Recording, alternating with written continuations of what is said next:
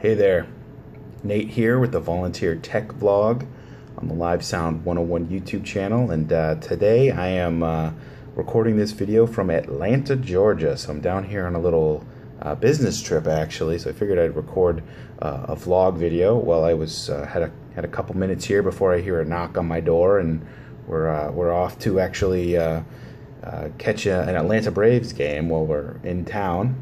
So that'll be fun. We ended up finding some real cheap tickets, but what brought me down here is not for live sound. So I do volunteer work. I'm a volunteer live sound person. I got into audio video technology, oh man, probably when I was like 15, 16, right around the time I learned how to play guitar.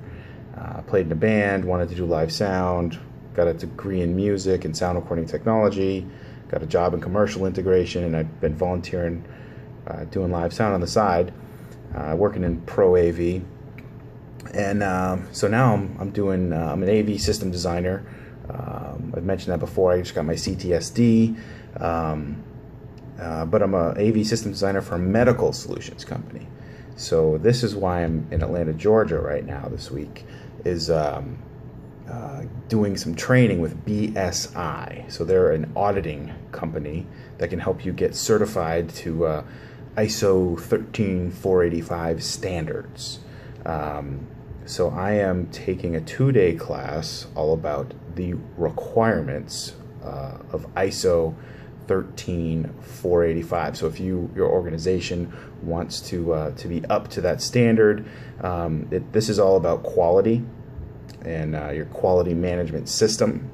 And it's just, I share this because it's just interesting, the state of technology and kind of where I am today and how I got here, and how career paths kind of develop. And it seems like the medical field is a really good field to be in, just in general.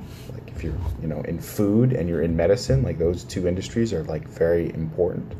So it's just something to think about if you're, I don't know, maybe you're watching this video because you're into live sound or pro audio, but I find myself in this position to get this training and learn all about the auditing process and how to make sure medical devices are in compliance with this standard. And there's all kinds of interesting things I'm learning. So today was just a full day of learning all about processes, procedures, auditing, risk,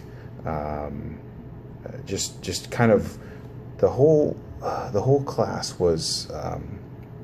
It didn't cover the whole standard yet, but we got the actual text, and we got some exercises, and we've got a lot of information thrown at us, and I'm still processing what it means. So I'll probably make a video at some point to talk about that. It doesn't really relate to live sound a whole lot, because I can't think of situations where somebody who's doing live sound outside of the medical field would really find this relevant. But it is I find it all very fascinating and interesting to learn about. I'm just kind of excited where I'm at this place in my career where I'm having this training, and I'm gonna basically get this training and then go back to work, and over the next 6 months to a year, find ways to incorporate what I'm learning here with our standard operating procedures, SOPs, and how it fits into the quality management system.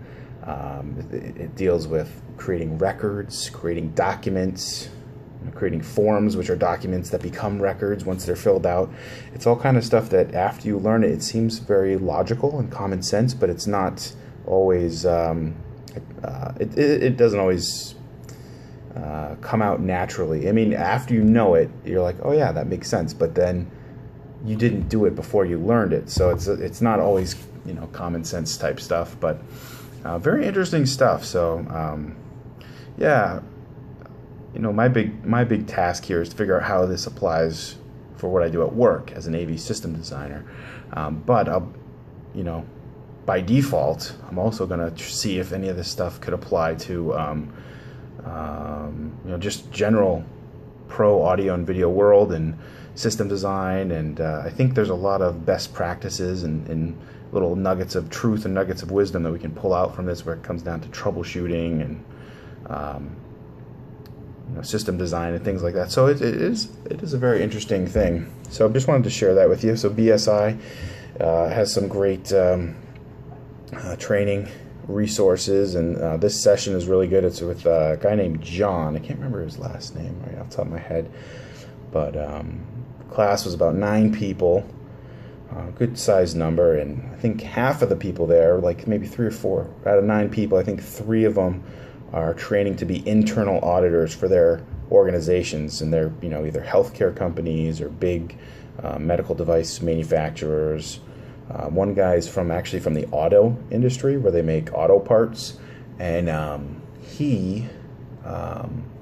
they're exploring doing like one-off medical devices too, because they have the machinery and the pretty cool technology. Is essentially how he described it to me, was like they can do 3D printing with stainless steel, or and other materials. So almost like the equivalent of 3D printing with stainless steel. So they can make these essentially like implant devices, like custom built for like if you wanted to get a knee implant, you could just get like a pre-made knee implant that's roughly the same size of your knee, and they just kind of match it up. I don't know how they match it up. They measure your knee and they kind of make a prediction, and they make I don't know what they do in the past. I think they just you pick small, medium, or large, or something like that for a knee implant.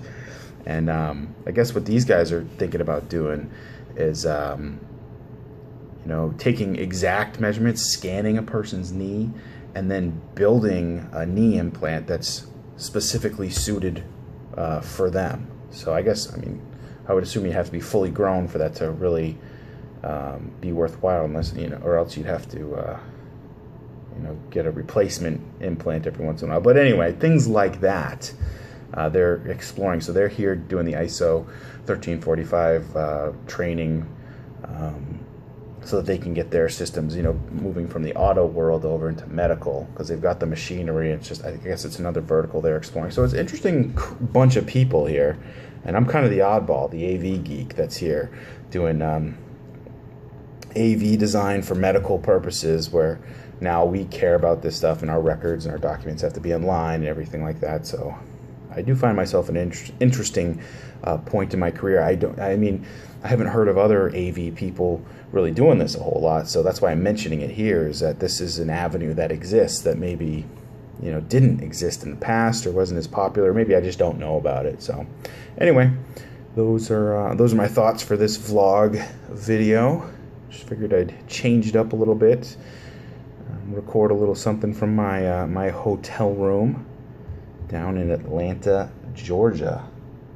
And yeah, this is the big binder of material we got from BSI. We got BSI here. We got the ISO 1345 standard here. This is in this binder here. So I got all the information there. We got this accompanying booklet that helps you decipher it. It's got boxes here to break down different clauses. And of course, the BSI stands for British Standards, by the way. I guess it would be British Standards Institute, I would assume. British Standards International, maybe. Actually, I don't know what the I stands for. It's not written here. But this is ISO 14971. So this is the application of risk management. So this is all the risk stuff you got to deal with. So not exactly the most exciting thing, but I'm just one of those odd ducks. I do find it interesting for some reason. So maybe it's because of my enjoyment of reading spec sheets. I never had a problem looking up a spec sheet and trying to get into the nitty-gritty details, for AV applications. And now this is kind of just like a big giant spec sheet. We got to make sure you're in compliance. That was the big thing we did today too, is non-conformity and compliance testing. Like we're given these scenarios, and it said blah blah blah blah blah, and this company did this because of this, and then you had to cross-reference and look up in the standard and find the clause that either agreed with the statement or disagreed with the statement, or the the related clause. If they're talking about training a new employee, you'd find the clause that had to do with training employee, when to train an employee, when not to, and then you had to give like the clause number. Maybe it's 5.1.2 section A, and then conforming or non-conforming. Like we had to pretend like we were like auditors doing like a little mini audit. So it's kind of a cool little exercise. But the answer to that question is all employees need to be trained to some extent. There's never ever a reason if you're under ISO 1345 that you could have like a seasonal employee that just does a little bit of work on the side that doesn't need to be trained. They all need to have some sort of training, and it's up to you to determine what type of training, the extent of the training, and the nature of the training. But there needs to be some sort of training. But anyway, that was just a little example. So if you find that interesting, maybe you want to be an auditor for the FDA or a private organization or an internal auditor for a big company. It's definitely a career path that I never really considered. And then I'm not going to be doing the auditing. I'm just learning this stuff so we can get our organization in line. So when we go for an audit, we can say we've studied this, we know ISO 13485, and we're making sure all our documents and our processes, procedures, quality management, standard operating procedures fall into 13485.